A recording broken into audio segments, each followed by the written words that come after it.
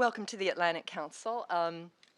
Well, we've done it again. We have timed a program to follow by one day a historic agreement with Iran. And I'd like to say that I planned it this way, but I think in this case it's just dumb luck.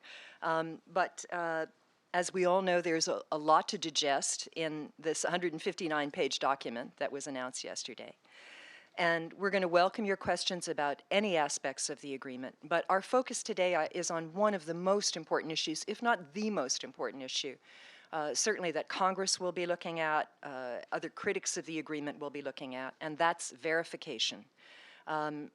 Will we know if Iran cheats? What will we do? How will we handle it?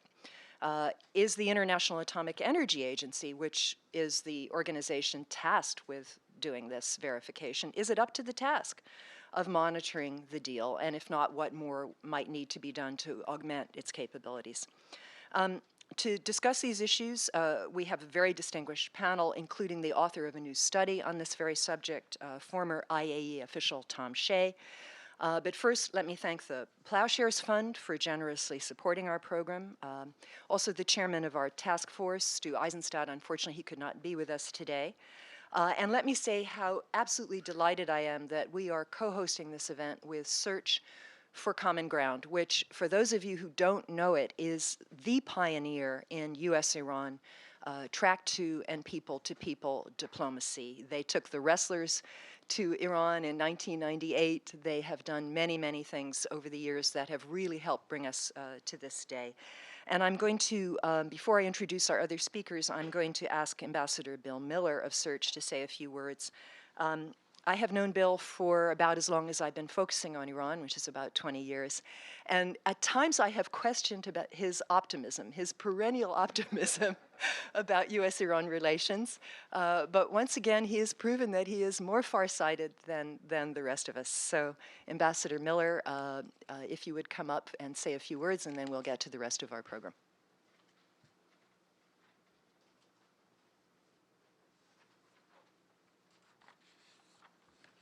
Thank you, Barbara. You're a stalwart friend and a source of optimism. At least not a source of emulation. I want to thank the Atlantic Council for having this event today and being our gracious host. When we scheduled this event, we did not know the Joint Comprehensive Plan of Action would be issued just yesterday. And this is an historic agreement by any standard, even by standards of decades. We are pleased that this is so well timed, and the Atlantic Council has been able to mobilize the talent that's going to speak today. My interest in Iran began as a Foreign Service officer well before the revolution. This was in 1959. As it happened, this was the beginning of the Iranian nuclear program. The Iranian nuclear program owes almost everything to the United States. Its physicists and engineers were trained in the United States, and as a part of the Atoms for Peace program of Eisenhower, we even sent David Lilienthal to Iran to work out an energy program, a comprehensive energy program, water, hydro, gas and oil, nuclear. People have forgotten that in 1959, Lilienthal recommended that Iran have 22 nuclear power reactors. and use its gas and oil for infrastructure. This legacy extends to this day. Iran has a program that stems from that. From that time, when I served in Iran, I've maintained my interest. And I want to quote from a letter that I carried with Ramsey Clark on November 6th, 1979, a letter from Jimmy Carter to Ayatollah Khomeini. And I want to read one paragraph. I have asked both men to meet with you and to hear from you your perspective on events in Iran and problems that have arisen between our two countries. The people of the United States desire to have relations with Iran based on equality, mutual respect, and friendship. It's taken 36 years to carry that out. And John Limbert experienced part of those 36 years in prison. And he's one of the optimists who believes that relations with Iran make sense.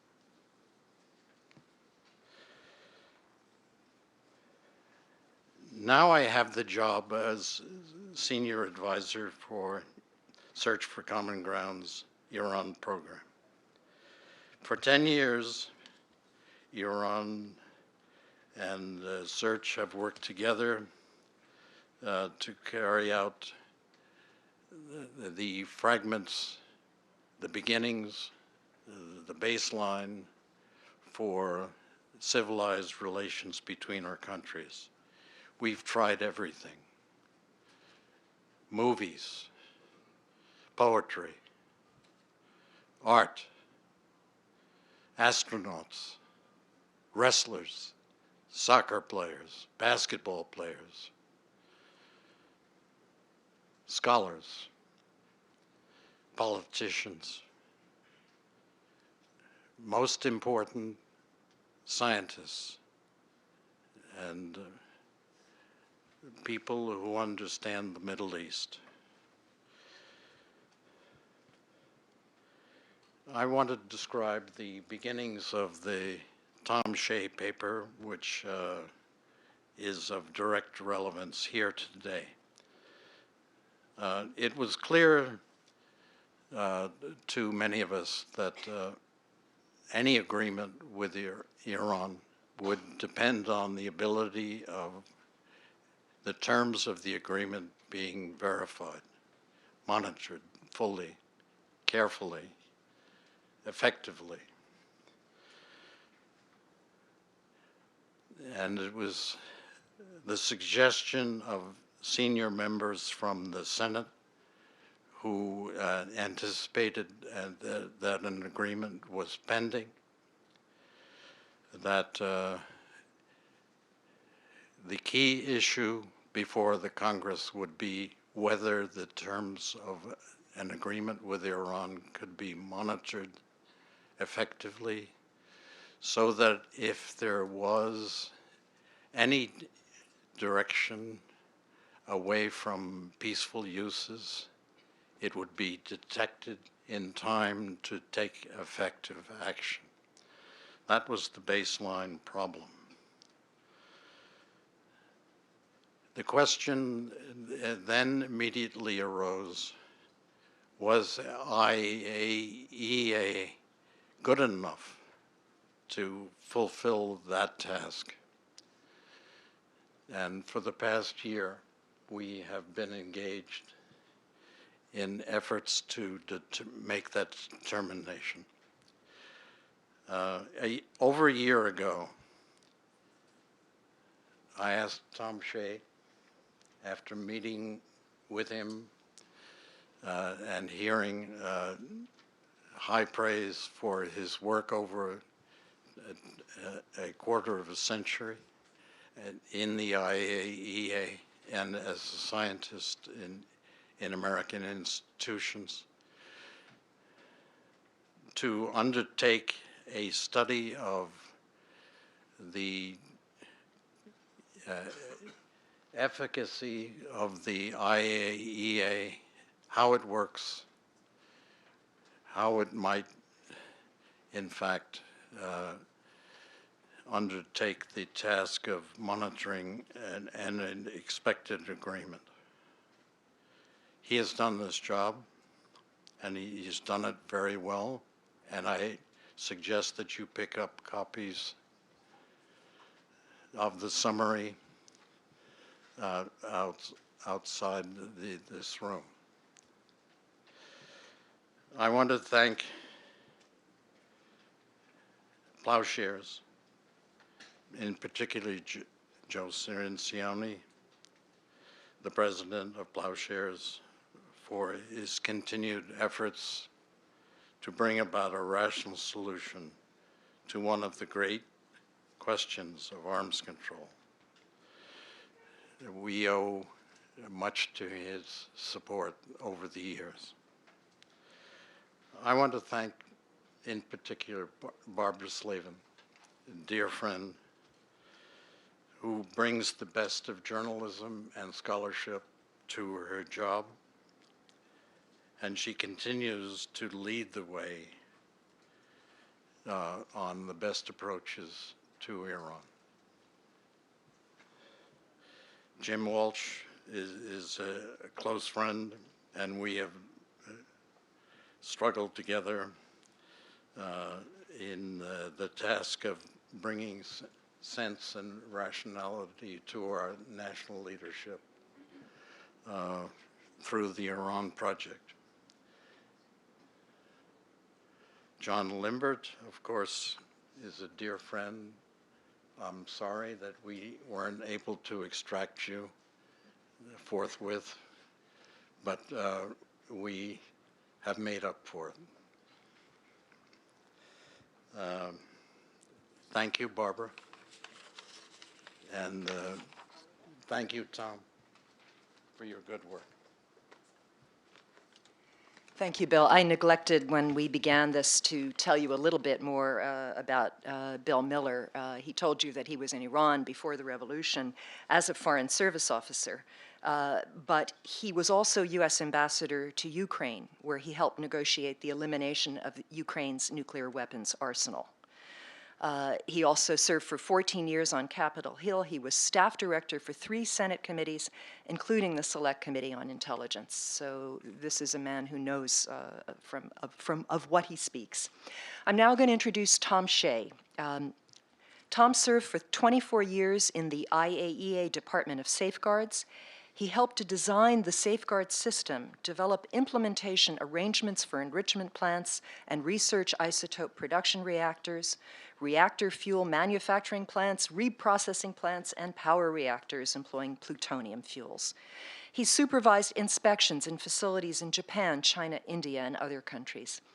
After he retired from the IAEA, he served as sector head, Defense Nuclear Nonproliferation Programs at the Pacific Northwest National Laboratory. He received his PhD in nuclear science and engineering from Rensselaer Polytechnic, and he was awarded the Institute of Nuclear Materials Management Distinguished Service Award. I'm going to have Tom Shea come up and talk a little bit about his new paper, which is available in its entirety online, and then I will introduce our other speakers. Dr. Shea. Thank you very much. And is there anyone here who hasn't read the new agreement? If so, I would start off with shame on you and get to it. So this activity, having just produced the document, was it only yesterday? I've sort of lost track of time.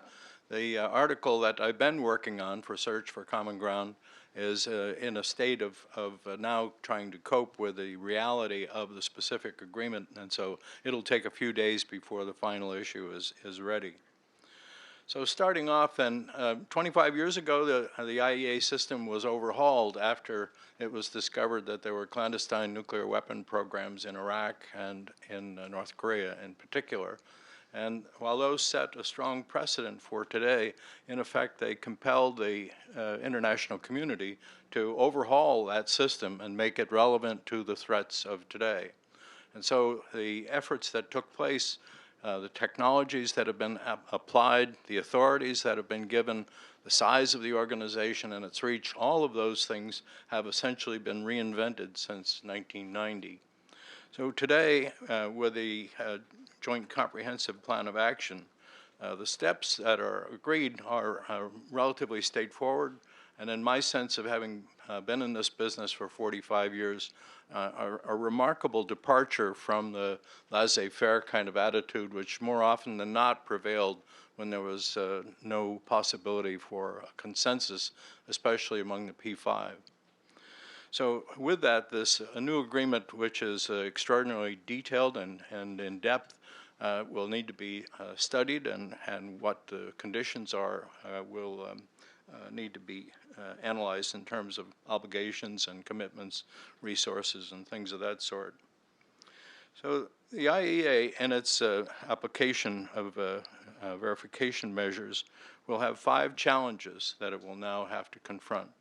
The first is to discover any additional hidden facilities which may not have come to light, whether there are any or not, I certainly don't know, or whether there's any new construction from now on.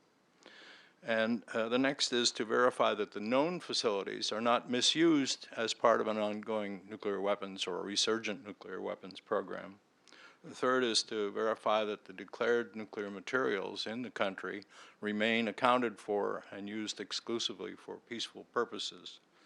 The fourth is to track imports into the country, which may include banned materials, dual-use materials, equipment, and make certain that those things that are permitted under the provisions of the Joint Comprehensive Plan of Action are used for the purposes indicated, and that other activities do not take place. The IAEA will have to seek to verify the limitations that are included in the Joint Plan of Action, and to verify that those are not exceeded during the time that this goes on. For today, given the time constraints, I'm going to concentrate on this question of the hidden facilities, which you may prefer the term clandestine or undeclared. All 3 terms are essentially synonymous now. I'd like you to remember or to note that Iran is more than twice the size of Texas. So we're dealing with a very large landmass filled with mountainous terrain and complicating arrangements. So to succeed at this verification objective in relation to these clandestine facilities, the IAEA would first need to identify a suspicious location. It would then need to seek corroborative information that confirms before it makes any forward advances whether or not there's any reason that that suspicion is warranted. It would then define a location and specification in sufficient detail to request access. This is sort of like getting a warrant for someone's arrest, the same kind of a process of building a case and then going forward with it.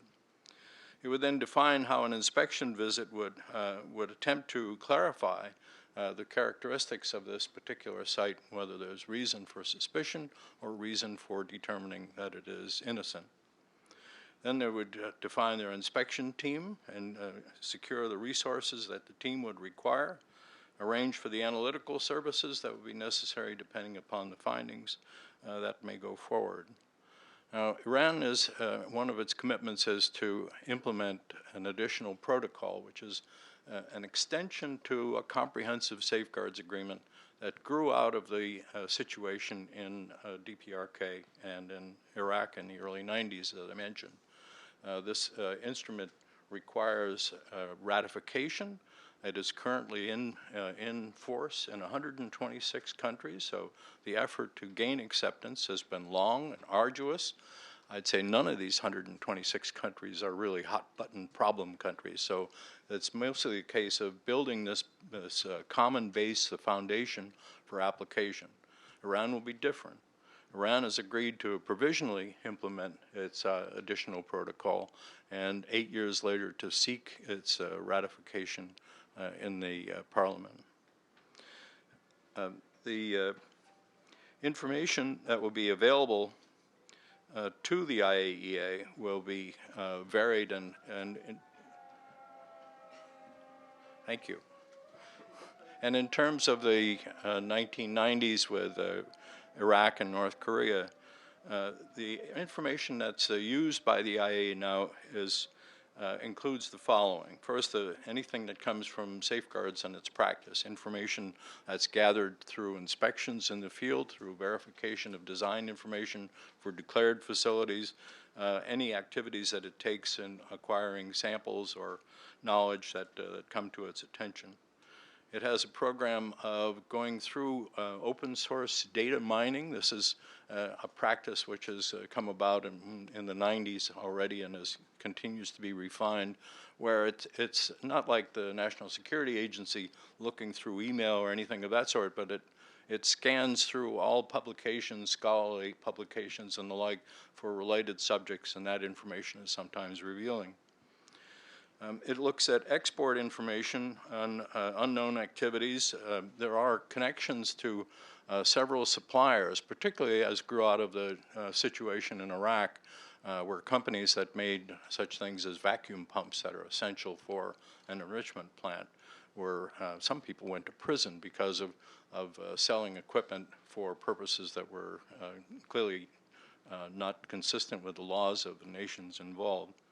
So some of those companies now have direct links to the IAEA and inform them when they have suspicious requests for 200 vacuum pumps for a hospital or something that would be equally crazy. One of the, we should also remember that earlier in Iran, one of the sources of information were dissidents, political dissidents, which broke the news about the Natanz enrichment plant, and presumably this. The political unification of Iran is not 100%, and so there'd be a risk if Iran were to take a step in that direction that its own people might once again decide to reveal that. With the development of these, both of those countries, Iraq and North Korea, the provision of intelligence information to the IAEA became a common, not completely common, but a practice which was carried out with some degree of uniformity. There is a stipulation in the IAEA statute, if anybody is interested. It's Article A, 8.A, and it's also one sentence one that says, if a state has information which it believes would be helpful to the IAEA in carrying out its activities, it should make that information available. So now this, according to the Director General's reports to the board, more than 10 countries have provided information on Iran that is a part of the safeguards fabric at this point. So this statutory permission will hopefully be interpreted more as an encouragement. Eventually, maybe it even becomes something more of an expectation, and maybe even there's some latent culpability for states that fail to provide information. Then the last thing I'll mention are environmental samples, which is a science which grew out of the Cold War, during which time laboratories, like the Pacific Northwest Lab in particular, were monitoring fallout samples from China and the Soviet Union to track the development of their nuclear weapons as they advanced in stages with various more modern features being incorporated. Technology has been now used by the IAEA. Initially, it was a technology which was made available to them by, in particular, American laboratories, but also others. And today, it is a capability that the IAEA has established its own laboratory, paid for in part by the United States, but with German and Canadian equipment and various other countries participating. This sounds like something that's very science fiction-y, but or more like crime scene investigation kind of a thing, where you take you can in a facility or anywhere, you take a swipe of something, and with this swipe you can then put this whatever comes off onto a piece of plastic, put it into a nuclear reactor, and individual particles which weigh on the order of a picogram, which is a millionth of a gram, will show damage, fission damage, and once you can identify these particles, then you can pick them out, put them into an instrument that will tell what the chemical composition is, what the elements are that are involved, what their isotopic composition is, what the morphology of the particle is, so that you get a tremendous amount of information from this kind of activity. You have to know where to look, and you have to be careful that you don't cross-contaminate, and you have to be very cautious about leaping to conclusions. So again, you want very careful attention to the collection and analysis problem. But this is one of the mainstays.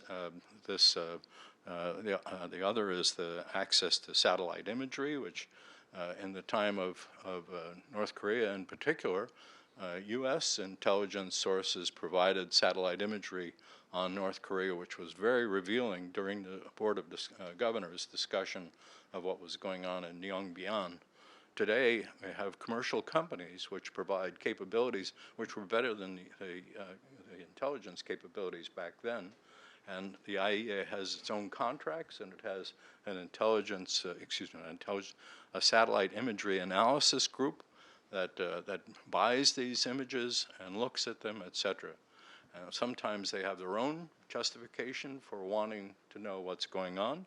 Sometimes they may receive information from a country that would suggest that at a particular location there's something that they might want to pay attention to. So this first investigation with satellite imagery costs relatively little. It's not intrusive, it doesn't require the permission of anybody, and it gives you an information which may be very helpful, may be completely revealing. And if you have a suspicion, then one of the things you would want to do is to continue to look at this site as you go forward with further inquiries to determine whether or not anything would happen. So with the additional protocol coming into force, one of its provisions is what's called an arrangement for complementary access. These are not inspections, but they are access which is complementary to inspections. And so they still require a process where a request is made, and the request is then reviewed by the government of Iran, and hopefully they grant access and so on. And that long chain of events that I told you about preparations then gets put into place, and the inspectors go off and do their work. The agency has established channels for making these, of course, and the findings, if they're innocent, then the report becomes part of the database on all things known about Iran and its verification. And if the findings are inconclusive, additional measures may be necessary. Maybe you want to expand the scope of activities. Maybe you wish to arrange for additional visits. Maybe there's suggestions that this might be connected to something else. And so there's a lot of information which is analyzed on an ongoing basis to determine how best to steer this process. If the findings are suspicious, then you start to ramp up with political inquiries leading to perhaps the Director General being in a conversation with a resident representative, or with a visit to the country to get information on what's happening. And at some point, a discussion may advance to the Board of Governors. And at this point, the commission that's to be created is somehow informed. I'm not 100% clear yet as to exactly what that process will be.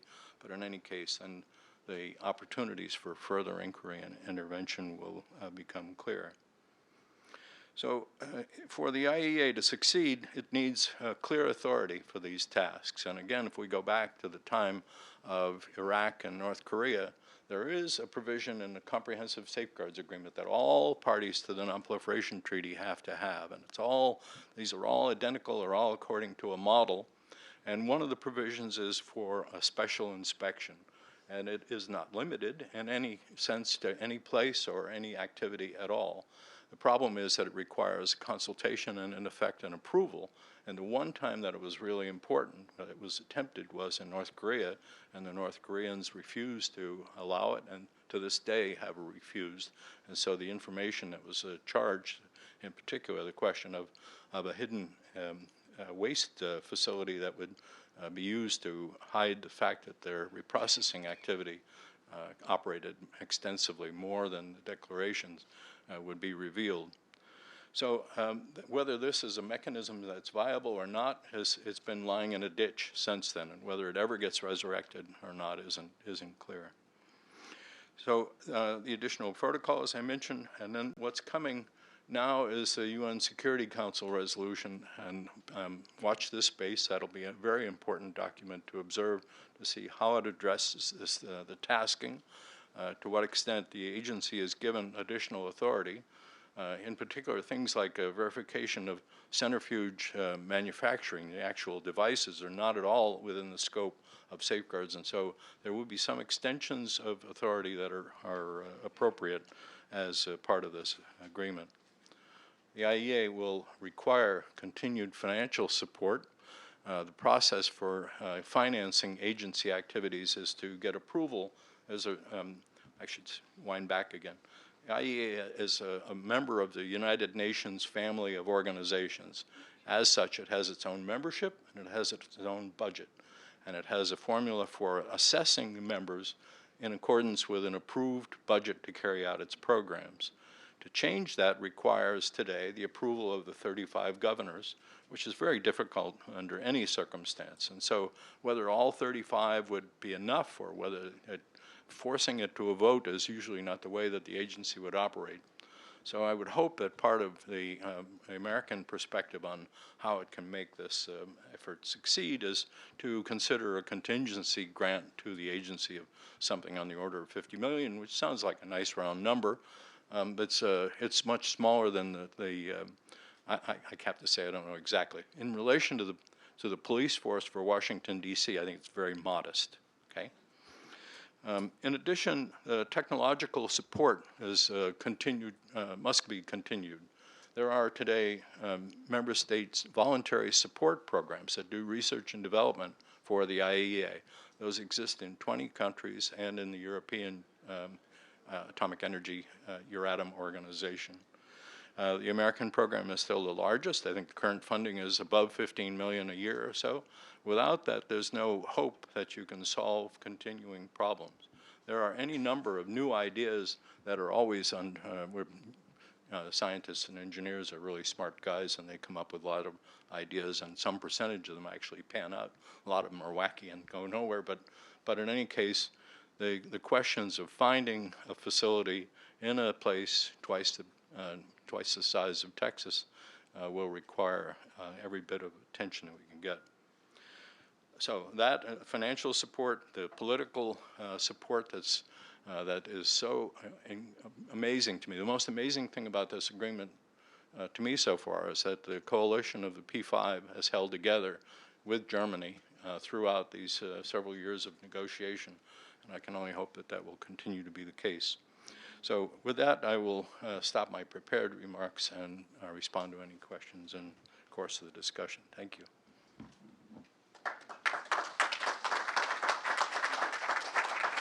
Thank you very much. I'm going to introduce our other speakers now.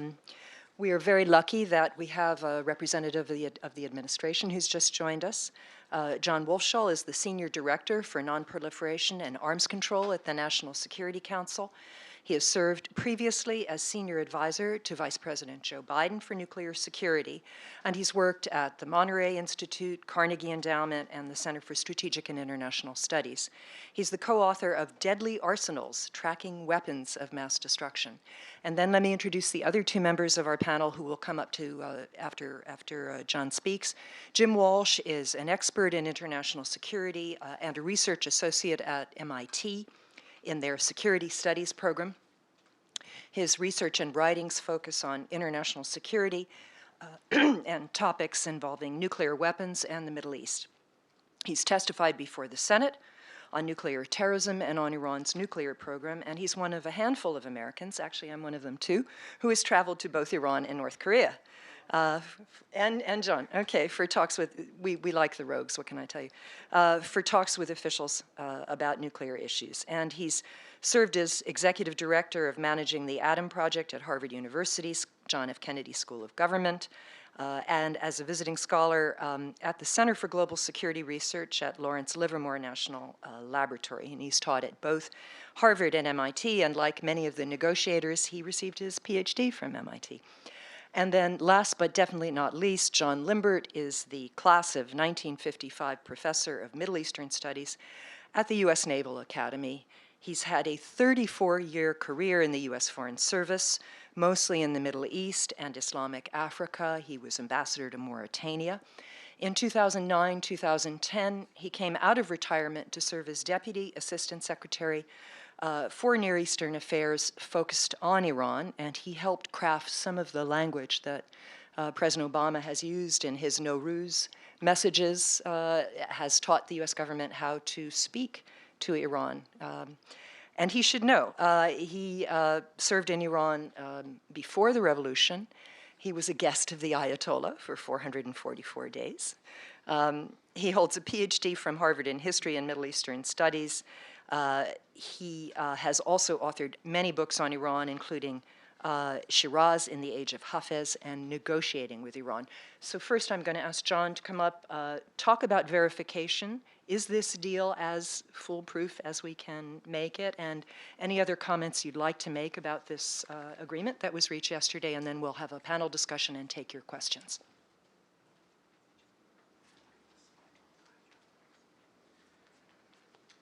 Good morning. Thank you, Barbara. On the one hand, I want to congratulate Barbara for being so farsighted that she scheduled this event on this day. Either that or she has a very good source inside the U.S. government, or both. She was obviously not, she didn't need higher brain function to assemble the people that are going to be on this panel today, and I'm honored to be grouped with Tom and Jim and the ambassador. What I'll do for a few minutes is just talk about the deal that we have negotiated and why we believe it is very much a good deal and in our security interests, and then I'm sure we'll have a chance to talk about the support for the IAEA and the role that plays, because we recognize that that is a critical component. This deal works if the inspections and the verification provisions work. We have high confidence that the verification provision of this deal will work because we are committed to them and because of the agency's capabilities that are proven, demonstrated, and in fact the agency is the only organization on the planet today that has the track record and the capability to be able to do this job, and we're very thankful that they're there, and it's one of the reasons that we support them so consistently. So just very basically and very briefly, this is a good deal. This is a very good deal. If you had told us coming out of Lausanne that we would have not only met but exceeded all of the benchmarks that we laid out in Lausanne, we'd have been skeptical, but we've been able to achieve that. It is built, as I said, on verification, not just for the interim period, but over the long term. Iran's responsibility to abide by the additional protocol is in perpetuity. It is not sunset. It is not limited.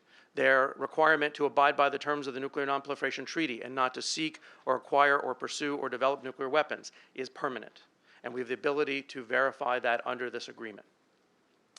Sanctions relief, which a lot of criticism has already been focused on, does not take place until Iran comes back into full compliance. There is no signing bonus. There's no big pot of money that Iran gets the day they all get home and open up their suitcases and we all do our laundry, right? Iran has to do a lot of very difficult things that they have been unwilling to do for many decades in order to get sanctions relief. And then once that is achieved, we have a significant period of time where sanctions can snap back into place on our authority. It's a remarkable conclusion, but if you read through the documentation, the United States, obviously the president can rescind his waiver of sanctions with the stroke of a pen.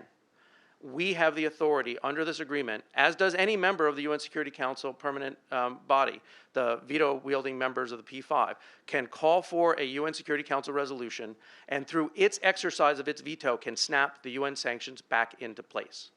We don't need Russia, we don't need China, and they cannot use their veto to block the reimposition of sanctions over this period. There are a lot of people who say, well, Iran's getting all these rewards, they're getting let off the hook. I don't know, I haven't been to Iran since 2006. Were you there 5, 6? When was your? Yeah. So, over the last 10 years, Iran has paid a significant penalty. Billions and billions and billions of dollars of scrutiny, of tension, of conflict in the region. This is a price that Iran has had to pay because they violated their legal commitments. This agreement gives them a pathway to come back into compliance, and therefore, once they come back into compliance, can do what other states in compliance with their nonproliferation treaty obligations can do. But in the case of Iran, it will be limited for a significant period of time, in some cases 10 years, in other cases 15, 20, or 25 years, in a way that other nonproliferation treaty members are not limited. So they are paying a price for their behavior, and it's one that I think is very significant. We've talked a lot about the 4 potential pathways that Iran has to a nuclear weapon. All 4 pathways for Iran to acquire a nuclear weapon are cut off under this agreement, effectively and verifiably. Their uranium enrichment facility at Natanz will be strictly limited, will be under 24/7, 365 monitoring, both in human presence or in remote access monitoring, live camera feeds, radio identification, tamper seals. We will know everything that goes on at that facility. If a rat takes up residence, we will be there and we will know about it. Fordo will not be a uranium enrichment facility. They will have some centrifuges there. They can do stable isotope separation. Once that happens, they will no longer be usable for uranium enrichment. No uranium is permitted no nuclear material is permitted in Fordo for a significant period of time. And even once that long period of time takes place, the IAEA will have permanent access to that facility. The plutonium reactor, or the reactor at Iraq that could produce weapons-grade plutonium, the heart of that reactor will be ripped out and treated so that it can never again be used in a reactor, and will be redesigned so that it cannot produce weapons-usable plutonium. How do we know that? Because we get to help design the fuel, we get to help manage the reactor, we get to verify and inspect it 24/7. So again, the declared facilities, if Iran even attempts to try and misuse those, we will know within days, more likely we will know within hours. And then they will still be a year away from their ability to acquire enough material to build their first nuclear weapon. So the international alarm system will be functioning. What's very important here, because the breakout scenario is one that some people think is really less likely, it's the sneak out scenario. We believe, given the inspection capabilities and given the knowledge that this agreement will give us into Iran's nuclear activities, that our ability to detect an undeclared nuclear facility or undeclared nuclear activity is greatly increased as a result.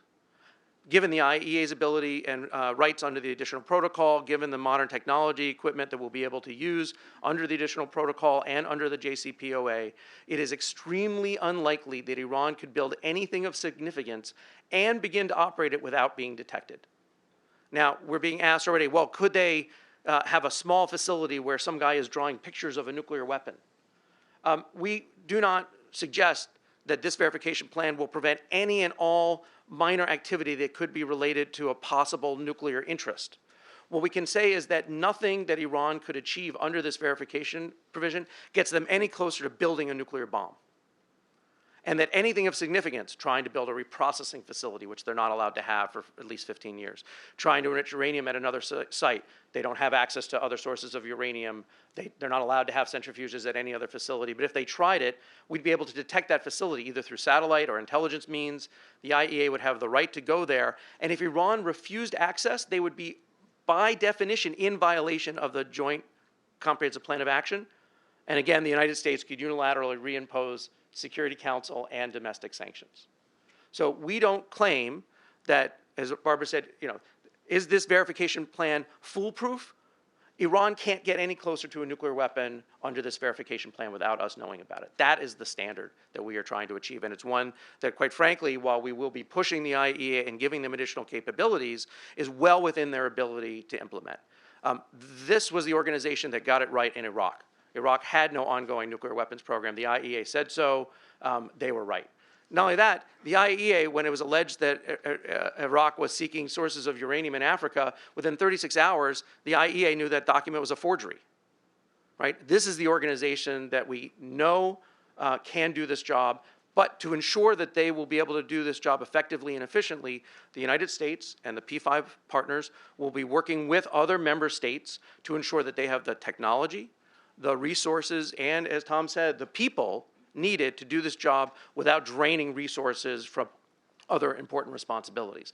That will take money, but quite frankly, it is a bargain, as the IAEA has always been. It is a bargain compared to what it takes to try and surveil Iran's nuclear program on our own. It is a bargain compared to the military preparations that we would have to take in order to head off a nuclear weapon program in Iran. And it is a bargain in terms of what the IAEA does for international peace and security. So we will ensure, as will our partners, that the IAEA has the resources it needs to carry out this job. And it's only because of the work by people like Tom and the inspectors who often spend many weeks, if not months, away from their homes on location doing this job in the most professional manner possible that we'll be able to have an agreement like this that we believe will stand the test of time. So with that, I'm happy to turn things over.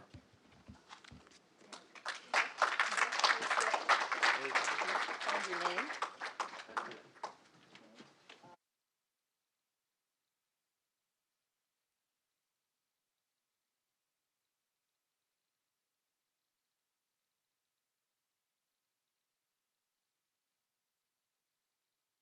Gentlemen, thank you so much. Very, very useful remarks. I'm actually going to start with a question to John Libbert, who unfortunately has to leave us a little bit early this morning, and then we'll get back into the technical discussion. John, I just wanted to ask for your reflections on this agreement as somebody who has a unique experience in Iran, shall we say. You've written an excellent piece for the Cairo Review that I read recently about the ghosts of history. To what extent are we exercising these ghosts, and what is your personal sense? Do you, knowing Iran as you do, and having suffered really the worst of Iran, do you think they will implement this deal faithfully?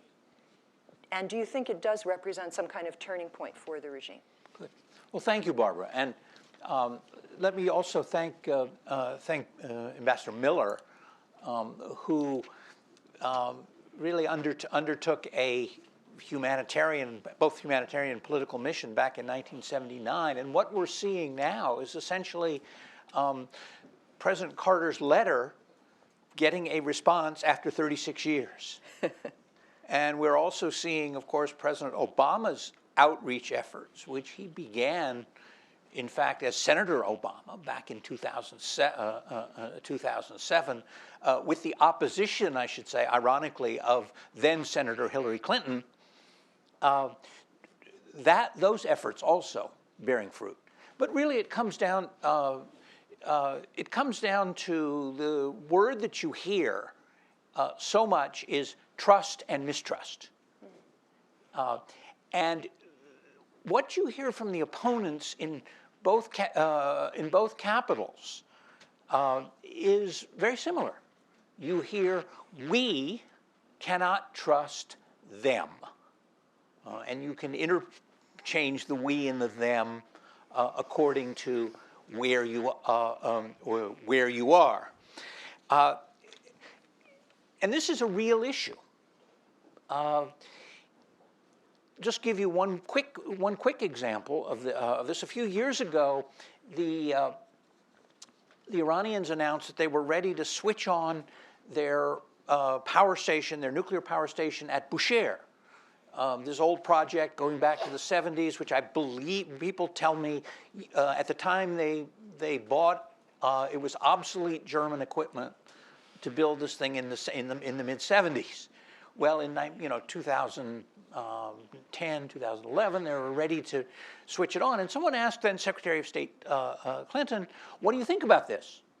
And she said, "Oh, we don't worry about it. We know what it is. We know the technology. We know the safeguards. We're well aware. It's not something that that we're concerned about." And then they went back. The reporters then asked an Iranian official. I don't remember who it was. They asked him, "Well, what do you think about this? What do you think about the Secretary's statement?" And the answer was, "Well, I don't know what it is, but I know there's a trick somewhere." The Americans just don't say that. And what we've seen, we've seen variations of this phenomenon in both places. In the U.S., we've seen what I call the rise of the geneticists. We've heard things like, from a senior official, we've heard things like deception is in Iranian DNA. Well, you know, geneticists talk about DNA. We've also heard something similar from a very distinguished retired military officer who's now the president of one of the great universities in this country, who talked about imperialism. Persian imperialism is in Iranian DNA. Where does this stuff come from? You know, where do people start being geneticists? I mean, they're about as equally qualified. If I were talking about nuclear physics, than to talk about genetics. Well, to quote Lyndon Johnson, or to paraphrase Lyndon Johnson, because I'm not going to quote him in this G-rated presentation, he once said, you know, I don't know much, but I know the difference between chicken soup and chicken salad. Now, he didn't say, he used an earthier expression. But you know, when I hear people pretending to be geneticists, you know that you know what they're doing. But the issue does come down to trust, and we, you know, again, you hear it again. We can't trust them. And if you go to Iran events in this town, particularly to Iran events in this town, and here's, you know, these are some of the outstanding ones. But you will hear things like, well, we know the Iranians are working for a nuclear bomb. And the question is, well, how do you know? And the answer is because they are bad people. I mean, variations of that. But I would answer your question, you know, at the end, sort of long answer. Get back to the answer this way. This issue of trust, you know, people ask me, do you trust the Iranians? Do you trust the Iranians? And what I say is no, because, to quote the president said, you don't make agreements like this with your friends. You know, you don't spend 2 years and, you know, 100 and some pages of all of this detail with a country that you have immediate trust with. But I, you know, as someone who practiced diplomacy for 30 some years, not always very successfully, but when I hear these comments, here's where I come out. I said, diplomacy, what is it? Basically, it's making imperfect agreements with people you neither like nor trust. Imperfect agreements with perhaps with dubious people. And if you think about the history of the Cold, that essentially is what kept us safe in the Cold War for 40 or 50 years. And that's what this agreement is about. It's not about it is not about trust. It is about, as we were saying here, verification. Okay, thanks, John. I'm going to ask all three of our other speakers to look specifically at the verification issue and the nature of the Iranian nuclear program. As Ambassador Miller pointed out, it began in 1959, and the United States is largely responsible. We gave Iran all of this technology at the beginning and even supported the idea of 22 civilian power reactors for Iran. There's been a certain momentum to the program with fits and starts. Ayatollah Khomeini stopped it for a while. It started again during the Iran-Iraq War. Are you all confident that Iran is satisfied with the level that it has reached for now, that it's satisfied with the agreement and will carry it out faithfully for the next 10 years or so, and that its object really isn't a weapon, that it's satisfied with being at this, you can call it a threshold state, however you want to describe it. And I'll start with you, John Walsh. Well, I want to be very clear that we believe that Iran, having signed the agreement, has the authority and have determined that this agreement is in their interests, as have we and other members of the P5+1. Our expectation is that Iran is going to faithfully implement this agreement, but we are not leaving that to trust. The verification provisions will give us ready ability to determine whether or not Iran is going to comply with that agreement, and that's true in day 20 as it is in day 2020. In terms of Iran's satisfaction, I can't tell. Satisfaction is an emotion. What Iran is required to do is to lay out a detailed research and development plan and to declare to the IAEA what its prospective plans are. Those plans have to be consistent with both the spirit and the letter of the Joint Comprehensive Plan in Action. And it is then for the United States and other members of the P5+1 to determine whether their proposed plan is consistent. Because of the details of the plan, both that we have and that will be provided to the IAEA, we have very high confidence that the predictability and transparency of that plan well out into the future, well past year 10, where some of the restrictions expire, but many of them remain in place, particularly a cap on enrichment level at 3.67%, a strictly defined progression in terms of their uranium centrifuge research and development, that they are satisfied. Where they will go in the future in terms of nuclear power plant development, which is their right as a non-nuclear member of the NPT, is for them to decide as long as it is in conformity with their obligations. And in some ways, obviously all of this is very complicated, but in some ways it comes down to a basic principle, which is under the Non-Proliferation Treaty, they are obligated not to seek or pursue in any way nuclear weapons. If we believe, either through intelligence information or through the conduct of their nuclear affairs, that they are out of compliance with that, we can find ourselves right back in the situation that we inherited when we took office in 2009. And that led to this negotiation that culminated with this agreement. But in terms of how they feel internally about it, that's for them to choose. Before my other two speakers, let me just ask you about the PMD question, which has also come up, the possible military dimensions. They have to satisfy the IAEA by December 15th? They actually have to satisfy the IAEA by October, and the IAEA must provide a report to the Board of Governors in December. So and there is no sanctions relief without that? None. Is there a date in October? I'll have to take a look. It may be the 15th, but essentially this issue, which has been lingering well before, for many years as they conducted a nuclear weapons program prior to 2003, has been lingering because the Iranians felt that they would admit or they would have to give access, that the IAEA would write a report and that we would use that to impose further sanctions on them. We have found a formula which says if you abide by the principles of access, the IAEA is satisfied that it gets to the people, places, and things that it needs to do its work, both so they can complete their investigation and so that 5 years from now, Iran can't say, well, you didn't need to go into the facility back then. Why do you need to go to the facility now? Then we are prepared to move forward with this. But without that commitment and follow through to access, there will be no sanctions relief and we won't have a deal. Wow. Jim, your thoughts on the Iranian program and whether they will implement it? Yeah, well, I think it's important to step back and put this in some sort of context when we think about verification. This is not our first rodeo. This is not the first time we've wrestled with the problems of verification and potential cheating. We have done this for decades. We have had agreements with bad actors, be they the Soviet Union or Muammar Gaddafi.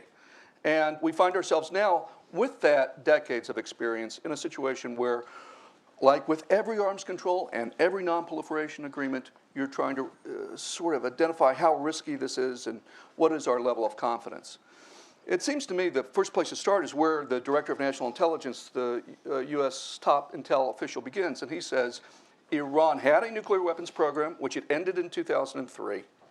It has a basic nuclear capability. You can't bomb the knowledge of how to build a centrifuge out of their heads. But that they have not made a decision to pursue nuclear weapons. So every time you hear in the media that says Iran is racing to the bomb, that is in direct violation of what the U.S. intelligence community has come to conclude at high confidence. And so they're at this fork in the road.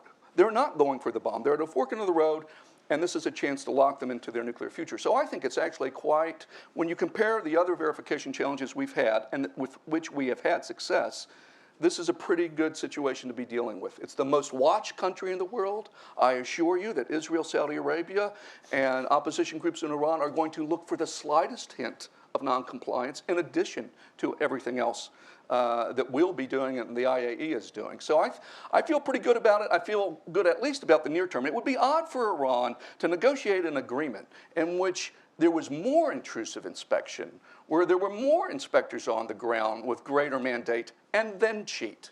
That would be a pretty dumb thing to do, right? If you're going to cheat or do stuff, you wouldn't open it up and then cheat. Now, they may change, right? The regime may change. Some point in the future, things may be different. They may try to reverse that. But what we're doing now is locking them into a situation before they've made a decision to pursue that nuclear weapon. So I think that's a favorable verification environment. I don't want to go on for too long. Your remarks were right on course. But I think part of what we face here is, understandably, the American public and members of Congress have an idea about verification frozen in their minds that goes to the early 1990s. Anywhere, anytime. And, you know, up to Iraq and North Korea. And, you know, obviously the Iraq situation is very different. That was, you know, imposing against their will the verification regime, setting that aside. And so that's the way people think about it. Well, as you've suggested, this is not your father's IAEA anymore, right? We've entered the digital age. I remember what my first computer was like in the early 1990s, you know, and it was a lot of putting disks in and out and things like that. We have tools, science, and technologies available to us that the agency could not have imagined then, including open source, digital, all the rest of it. And we have a strengthened mandate. The way the regime it hasn't been fixed, it's been dynamic. There have been crises, and then the international community responds to that crisis by writing new rules that are stronger. So the additional protocol, where did that come from? That came directly from the problems with Iraq. So crisis, iteration, improvement. Crisis, iteration, improvement. That has been the story of IAEA. And I will say they'll continue to be helped. I think on-site inspection will be critical. But they will be supplemented by so-called national technical means, all the intel agencies in the world. And I think one of the things the Snowden revelations would suggest is the U.S. has robust intelligence capabilities. And I'll conclude with this one quick story. It sort of points to the fact there are lots of ways to do verification. It's not one thing, there are lots of ways. You might have heard the story of the over-anxious lawyer who was defending a client of having been accused of biting off the finger of a man in a bar fight. And the witness for the prosecution is on the stand, and the defense lawyer gets up defending this guy, and he says, well, were you in the room when this happened? Yes, sir, I was. And did you see my client bite the finger off Mr. Jones? And he says, no, I didn't. He says, no, you didn't. You didn't see my client bite off his finger, and yet you're up here. Now, why are you so confident that he did that? And the person replies, well, I saw him spit it out.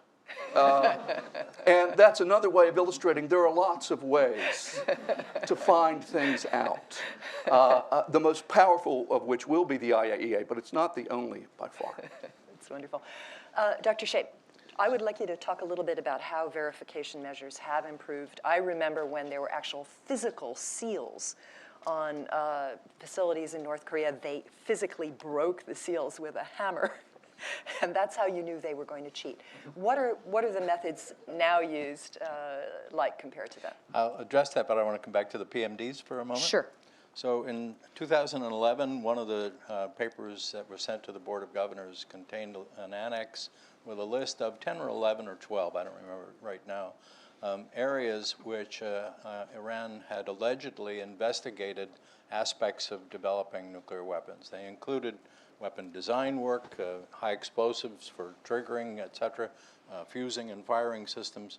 And now the Director General has traveled to Tehran a week ago and has come back with an agreement that will allow the IAEA to enter into this activity and reach a conclusion, I think it's 90 days after the implementation of the Security Council resolution. So that date is still sliding somewhat, but it's not a long time, and none of us knows what's in this agreement. And to my mind, there's the questions of if you are given an explanation that this was a peaceful activity, and even if it's plausible, it doesn't mean that the activity was also carried out for other purposes, and that the only thing you're being told about is this one dimension. So how the Director General will formulate his report will be a question of artistry and diplomacy, as far as I'm concerned. So, and this then also the question is, so what about these activities? In the one sense, if you assume that these activities were carried out and that they were successful, it means that Iran has more knowledge than anybody would like it to have about the nuts and bolts of putting weapons together. And if it does have this, it would mean that the time between, if there were to be a breakout, which I find very unrealistic, that the time to actually build the first one would be shorter than it would otherwise be. And that's an important consideration, but it's already factored in to the fact that the agency will be doing inspections and gathering information on critical things on a daily basis, essentially in real time. So it doesn't really affect what could it do other than that.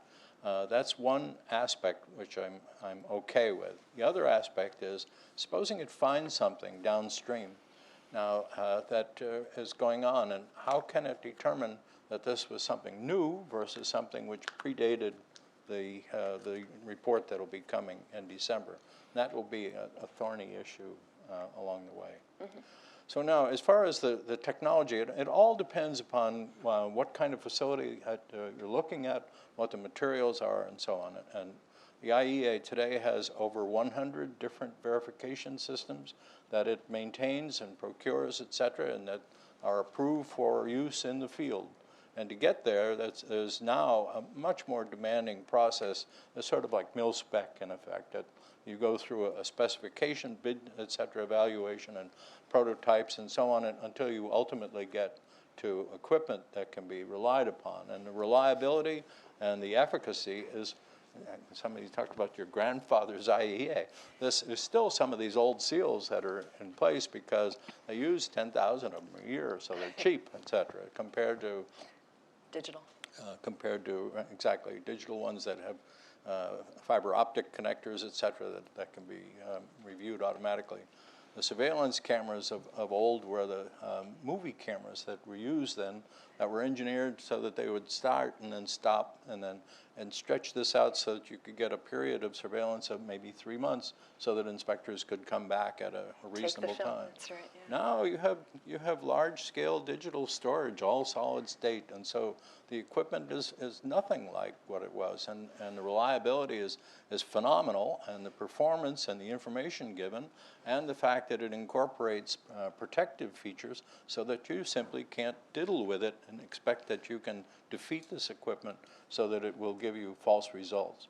You can kill it, you could heat it up, you can put the wrong voltage into it, et cetera, but that would be a separate matter, and how the agency would resolve itself would depend. But it very much depends on, in an enrichment plant, there's certain equipment that's appropriate, and in an isotope production reactor, it's very different, et cetera, and so it's all designed according to those. Looking in the field, obviously you're more concerned with eyeballs. There's nothing like the expression boots on the ground. An intelligent inspector who's trained to know what to look for is worth any number of items of equipment. Okay. We're going to open up to your questions now. Please wait for the microphone, say your name, ask a question, and say whether it's directed to one or the other of the panelists. So I'll start with Greg Thielman back there. Wait for the mic. Greg Thielman, Arms Control Association. This is a question, I guess, for Tom. The Iranians in the past have demonstrated great sensitivity to the nationality of the inspectors. And I wondered if you could tell us how much of a concern that is for the future, both in maintaining the integrity of the inspections of Iran, but also the precedent set for other countries around the world vetoing inspectors. May I? Yeah. So there are today 176 member states of the IAEA, which means inspectors can come from any one of these countries. Any country under the Nonproliferation Treaty Safeguards Arrangement can say yes or no to any individual inspector that's proposed, and any other reason that it doesn't really have to cite why. Iran does not accept American inspectors today.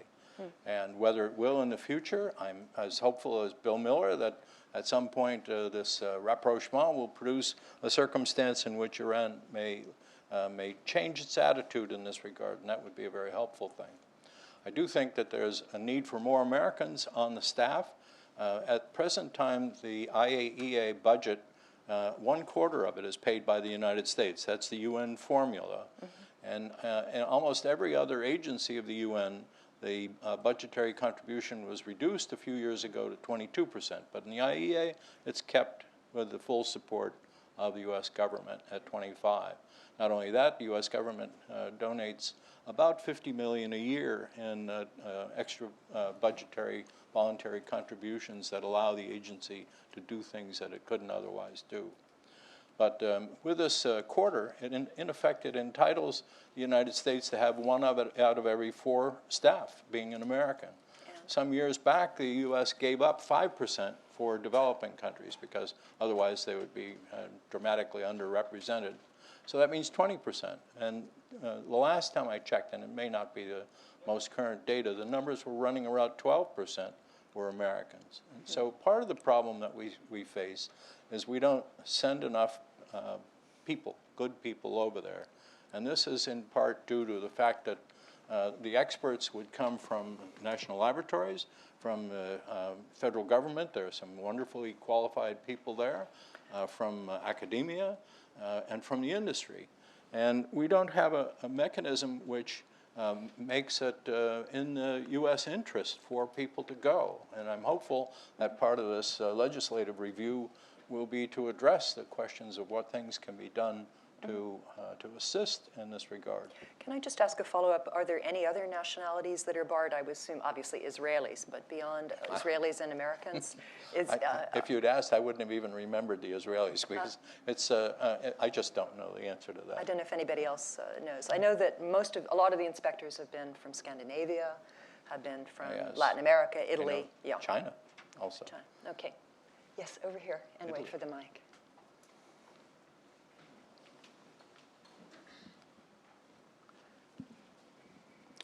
Jim Cunningham. I'm a senior fellow here at the Council and former ambassador to the UN, among other things. So I had some experience, very painful experience in dealing with Iraq. The criticism has already been made that the verification regime takes too long, has too many steps and dispute resolution mechanisms built into it. And we've seen with Iraq how easy it is to play cat and mouse with the inspectors. And by the way, I want to say I found your presentation by all of you very reassuring in that regard. But how would you answer the criticism that there's so much time lag built into this, giving Iran numerous opportunities to prevaricate, obstruct, obfuscate, whatever, that the purpose of the inspection ultimately could be diluted or mitigated by that? You're right that this is a criticism that's being levied. I think that's one of the reasons we talk very consistently about read the agreement and then let's talk about it. I'm sure you've read it, but the fact is that under the additional protocol, the IAEA can request access to a site, and under normal circumstances, doesn't matter whether that's a military site, sensitive site, shish kebab site, they can get access within 2 hours. Normal operations. There's an inspector in the country. They're properly equipped. They already have their visa. They're able to go in a short period of time. However, the state being inspected, in the case of Iran, does have the ability to say, you know what you're really looking for are the blueprints, let me give them to you, or what you're really looking for are the alarm system codes so you can make, or the electricity side. They have an opportunity, as does any state, to say, will this satisfy your response? If the agency says no, if the agency says no and the state then says, well, you can't get in, immediately the red flag goes up. There's no cat and mouse, right? Everybody, CNN, Fox, us, ODNI, DIA, the Russians, the Chinese, are going to be watching this one piece of desert, right? In the agreement, there is a time-bound process that no more than 24 days can pass. That means within less than 4 weeks, the IAEA gets in, or they are in violation of the agreement. And in that time period, if we see anything going out the back door, Iran is in violation of the agreement because they are not complying with the additional protocol, which is to facilitate access. Now, that's the broad scope. Let's talk specifics. What are we worried about, right? Are we worried Iran is going to build an underground enrichment or reprocessing facility? If they are, you can't get rid of it in 24 days. They're still worried about Parchin. They've paved over 3 times because it turns out uranium, which is a half-life of about 4 billion years, is kind of a pesky element. It doesn't go away very easily. And we still have facilities in Kansas City. You can't go in the building, right? Radiation and nuclear materials last a long time. Or if we go in and there are no nuclear materials, but it's shaped like a reprocessing facility, you can't say that it's a baby milk factory. We're going to know what it is. And again, it's for us to decide, are they in compliance or not? And because we have the ability to snap back sanctions, there is no scenario that we can envision where Iran will say, oh, we're going to take the chance. It's okay, So it's a really small reprocessing facility. I mean, we're not going to play that game. So I think, I don't want to be reassuring because, when I talk to a nuclear engineer and they tell me, oh, don't worry, that nuclear plant is perfectly safe, I get nervous, right? There are things that can go wrong. There are things that Iran could try. But we have spent years negotiating this agreement to make sure that if they try it, we will catch them. And just by comparison, Jim and people here know this very well. The agreed framework in North Korea was 4 pages long. The agreement that George W. Bush and Donald Rumsfeld and John Bolton negotiated with the North Koreans in 2005 for their denuclearization, which contained no verification provisions at all, was 5 pages long. The Treaty of Moscow, which was between George Bush and Vladimir Putin, was 3 pages long, had no verification provisions, right, and got 71 votes in the Senate. Right? This is over 100 pages long. It is like no other nonproliferation agreement that's ever been negotiated and signed. It pales only in comparison to the most detailed nuclear arms control agreements with the Soviet Union and with Russia. So the details are here, and Jim says, we've done our homework. If we have done something that doesn't quite capture it, we're very open to understanding what that is. We're open to the constructive criticism, but I think we're going to be giving a full-throated defense of what we believe is a very effective verification provision, which makes sure not that Iran won't try to cheat, right? We're not assuming that they're going to comply. We're assuming they're going to try to cheat, and we know that we can catch them. That's what will keep them from trying to cheat. Richard Soroya right there in the middle. Yeah, okay. Richard Saloya with the National Foreign Trade Council and a member of Barbara's Iran project here at the Atlantic Council. While we're on the subject of criticism of the deal, I think that everything that's been said in terms of the strength of the agreement in the nuclear space is accurate, is a good deal, is a win-win in terms of diplomacy as John Limbert has defined diplomacy. The criticism that I worry about over the next 60 days within the body politic is you're giving Iran over time, all this money with which to conduct the activities in the region that we put them on the state sponsor of terrorism list year after year after year. So I would be appreciative of your comment about that space. I'm sure you want to respond. I would like to talk about that for a second. Good. So I'm confused by this argument. I'm deeply confused for a couple of reasons. So it seems to me, if you don't like Iran, they're terrorists, they oppress minorities, blah, blah, blah, then you don't want them to have a nuclear weapon. So what's worse than Iran involved in terrorism? Iran involved in terrorism with a nuclear weapon. I'm not getting this. The other thing that doesn't work for me is, so the argument goes, so we can't give them any of their own money back. We can't have any sanctions relief because they'll take $1 of that and spend it on terrorism. Well, what does that mean then? What that means is those people are saying we can't have any nuclear agreement because they're imagining that there's going to be a nuclear agreement where Iran does everything we want them to do on the nuclear and they get zero in return. They don't get any relief. I'm not aware of any agreement in the history of humankind that would work like that. So if you're saying we can't give any sanctions relief because they'll use it for terrorism, you're essentially saying no nuclear agreement, leave Iran unconstrained to pursue a nuclear weapon. I mean, that's my reading of it, but you may have a different view. Far be it from me to put words in Jim's mouth. I think people are right to be concerned about Iran's behavior because Iran is not a state that does things that we like. Iran threatens our neighbors. They threaten Americans. They're holding American citizens. They are engaged in activities in countries that lead to real regional instability and insecurity. So we're not blind to that. This isn't as if, Barbara started with the question of, well, is this sort of turning a page? We're not assuming that Iran changes its stripes. We're assuming that they won't. We don't want them to have access to a nuclear weapon. We don't want them to have the ability to get there quickly. And we intend to increase our capability to challenge Iran throughout the region, because we do expect that some of this money may enhance their activities. But the point I would make, please, go ahead. I don't want to hold you. No, thank you very much. Thanks, John. The thing I would point out that Iran is under the most crippling sanctions system that's ever been imposed on them. They're still conducting these activities, right? It is not a shortage of money that is preventing them from terrorism or sending arms to the Houthis or supporting Assad, right? They're doing that anyway. So is there an incremental risk? Yes, there's an incremental risk. Are we going to be taking steps with our allies to match that? You bet. But we're going to be much more effective at doing that when they're not hiding behind a nuclear shield. And so there's also a very interesting set of stats that are coming out. So if you look at a recent article talking about the defense spending in the region, right? By how much does Saudi Arabia outspend Iran? 3 times. Right?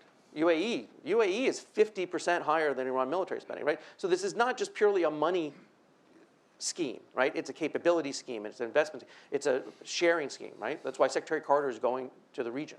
It's why we had the Gulf leaders here for the Camp David summit. It wasn't to say, hey, we got this great deal, you're going to love it. It's going to say, how are we going to work together on missile defense? How are we going to work together on maritime interdiction? Right? How are we going to work together on counterterrorism operations? Because we're expecting the neighborhood is going to be bad. Because the neighborhood is bad. But it gets worse if they've got a nuclear program. Yeah, over here. Okay. Wait for the microphone.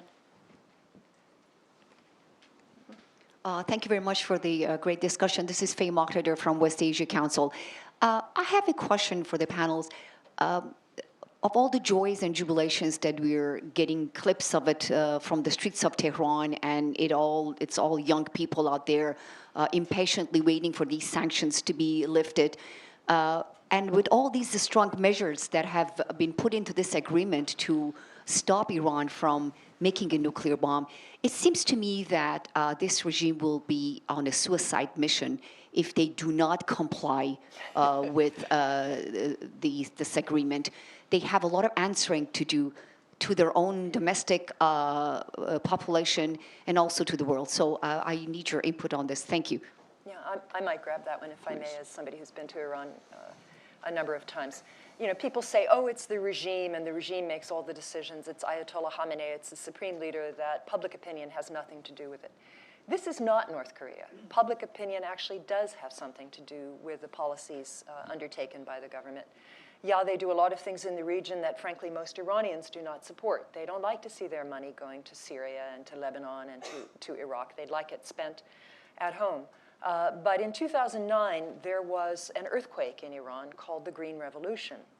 The government stole an election to re-elect Mahmoud Ahmadinejad, and millions of people came out on the streets and said, where is my vote? And this, even though the regime crushed the protests, it shook them to the core. And so they made sure that in 2013, when there was another presidential election, there was actually a reasonable choice of candidates. And in fact, the most pragmatic individual, Hassan Rouhani, won. And it's Hassan Rouhani and his team that have been able to negotiate this nuclear agreement. This is their second bite at the apple. They tried before when the president was Mohammad Khatami, and they failed largely because of the lack of foresight of the Bush administration, I would argue, back when Iran had no centrifuges spinning. But this is their second time around, and they have succeeded. And they are well aware of popular sentiment. They know what sanctions have done. Youth unemployment is extremely high. Brain drain is extremely high. And Hassan Rouhani talks about giving hope to the youth. He talks about economic development. So will some of the billions of dollars that Iran will receive from this deal wind up in the pocket of Hezbollah or the popular mobilization units in Iraq or Bashar al-Assad? Yes, of course it will. But I would argue that if this government wants to retain legitimacy, and remember what the supreme leader here is doing, he is making a pact with the great Satan, with the font of global arrogance. And everyone knows this. If this system wants to continue beyond Ayatollah Khamenei, it will have to meet some of the aspirations of its people, I would argue. Yes, ma'am. Wait for the microphone, please, and identify yourself. Hello, thank you for a fascinating panel and so timely. I'm Barbara Opal Rome, Israel Bureau Chief for Defense News. And a few questions. First of all, in parallel to the inspection regime that will be led by the IAEA, is there any provision unilaterally for the administration to collect the best minds? I know you mentioned the labs and all that for the IAEA, but in parallel to have experts seconded from the Pentagon, State Department, and the arms control community to alleviate a lot of this inherent suspicion of the. And on another issue, the president gave an interview about a month ago to Israel's Channel 2 TV, where he essentially conceded that at year 13 or 14 of such a deal, that the breakout time could be reduced to nearly zero. I know that there's an explanation, but I'd love to hear from your experts and from the NSC official how can that be ameliorated and reinforced so that at year 13 or 14? Yeah, we'll start with John and then we'll move down. Sure. Well, I think if I understand your first question, it's how are we going to make sure that the best people are working on this problem and that the IAEA and the government have what they need? That's why we're here. I mean, that's how we got to this stage. The IAEA receives a tremendous amount of support from the United States, including through people like Tom Shea and other experts that are provided. They get great doohickeys from the national laboratories, which we help develop. We have the Safeguards training course. We help train their people. I used to work at the Monterey Institute. We send young people to go and intern and become staff members. So in terms of the technical capabilities and the leadership, the IAEA, I believe, already has that, and we are working closely with them to understand what more they would like, what more they will need. A great example is the new types of cameras or the online enrichment flow monitors that will be installed in each cascade that will instantaneously be checking the enrichment level, and sort of like a thermostat. You could set it when it hits 3.67, you're good. When it hits 3.68, it sends a little alarm out, and we know immediately that they've gone above the enrichment level. So I think that part we'll continue to work through, and we expect that there'll be more resources. In terms of the U.S. government, we're also looking at our own organization. We believe right now that our military and our intelligence capabilities are properly resourced. That may change over time. We're constantly evaluating those things. We are looking at how we will organize ourselves for the implementation of the JCPOA. There's still some decisions that have to be made, but we're also, just as we learned lessons from trying to implement both Iraq and North Korean agreements, we're learning the lessons bureaucratically of what we'll need to do to organize ourselves effectively and who will staff the Joint Commission and so forth. In terms of the breakout timelines, what we have been able to achieve in Luzon and in the JCPOA is a predictability to Iran's enrichment capacity. And that extends through the research and development plan that the IAEA will receive from Iran. Some of those documents are laid out very clearly in the JCPOA. There are 10 years of restrictions on the number of centrifuges. There are very strict limits on the types of R&D that can be done. There's a strict cap on both enrichment level and, more importantly, the amount of enriched material Iran may have. They can't go over 300 kilograms of U-235 enriched to 3.67% for 15 years. Beyond that, there is a research and development plan that Iran must provide to the International Atomic Energy Agency that provides predictability and is consistent with their energy needs and with their development. So if in year 14, or let me rephrase this, right now we have a plan through year 13. They will have to continually update that based on their development. So let's say in year 10, they update their 15-year plan, and it says, okay, we're going to have 5,000 SWU, 5,000 SWU, 5,000 SWU, 9 million SWU. right? That appears inconsistent with their obligations under the JCPOA. We will still, even under the JCPOA provisions, have the right to say that appears inconsistent with us. We can work to impose sanctions. We can work to get our allies equally concerned as they have been at 19,000 installed centrifuges. So the predictability is what we have been able to achieve, and the IAEA will get access to that R&D plan.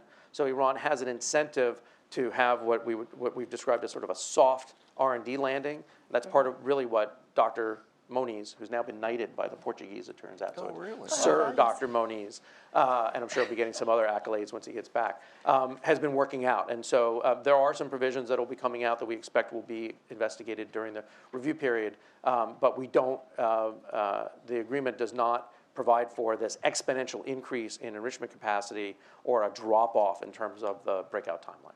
Okay. Can I follow up on that for a second? Because, I testified before the Senate Foreign Relations Committee last month, and they asked what are the criteria we should use for evaluating any new agreement, and I offered several of them. One of them is, assessment is not about imagining all the bad things that could go wrong and listing them. That's not assessment. All right, assessment is you try to put parameters, measure the risks involved, and weigh these risks and calculate trade-offs. So how do you do that? Well, you compare one thing to another, and we've talked about this being an exceedingly strong agreement compared to arguably the most robust multilaterally negotiated nonproliferation agreement in history. So, if it looks good compared to the others, that should give you some confidence going forward. A second and separate, it seems to me, evaluation criterion is how does it compare to the alternatives? And so I hear a lot of folks saying, well, 15 years isn't long enough. Now, part of me really has to fight hard and resist going down the road of, I've heard this song before. It's called Moving the Goalposts. I remember on breakout time, Prime Minister Netanyahu, in that famous speech before the UN, I think it was 2012, said, we need at least a few weeks or months' notice before Iran does something. A few weeks or months. And then John Kerry comes and testifies before Senate Foreign Relations. He says, we're going to have 6 months of breakout time, which is more than a few weeks or months. But then he was told 6 months isn't enough. And so then they come back with an agreement that says a year, doubling that.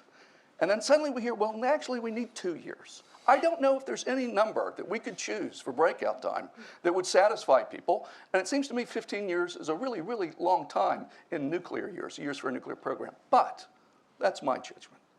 Let's compare it with the alternatives. Let's say we used military force to decimate that program. I was part of a study that looked at the costs and benefits of military action against Iran's program, and was the estimate of 40 retired military and defense officials, including former national security advisors, that after doing that, Iran would be able to reconstitute its program in roughly 4 years, right? We wipe it out.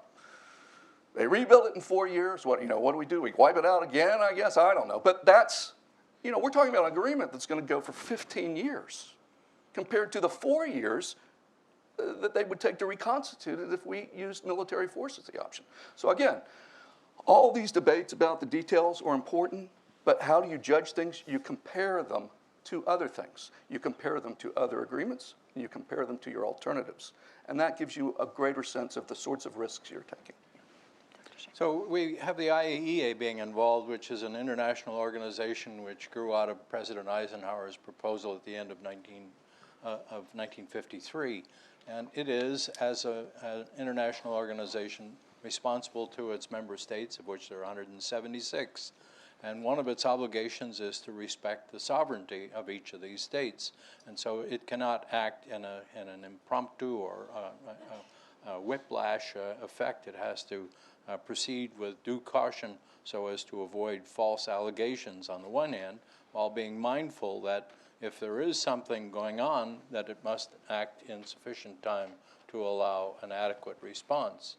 And that will be, I think, a problem if, depending upon what goes forward. And so these questions of the 24 days, et cetera, to my mind, that's a sort of a period during which the degree of certainty would continue to build up, not maybe it's denied or not yet permitted to go to a particular location, but there are a lot of other things that will be going on in a circumstance like that. So my own perception is maybe clouded by the fact that I'm an optimist and I want this to succeed, but I think that this is a new era and that I'm hopeful that Iran will seize upon this as a chance to demonstrate its commitment to the obligations that it's entering into.